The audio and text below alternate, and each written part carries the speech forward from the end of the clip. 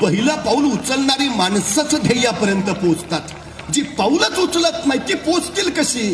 साधा विषय आहे. महाराजांकडे काय आहे? काही नाही, काही नाही, काही नाही.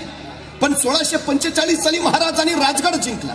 बेवसाव होता. म्हणजे राजगड जिंकला तर तो बांधून काढायला हवा, पण बांधायचे तर पैसे हवेत, संपत्ती हवी. महाराजांकडे होती नाही. मग महाराज असे म्हटले का? नाही नाही, जरा फंड्स वगैरे आल्यावर मग बघूया घ्यायचं. नाही, हा विचारच नाही केला.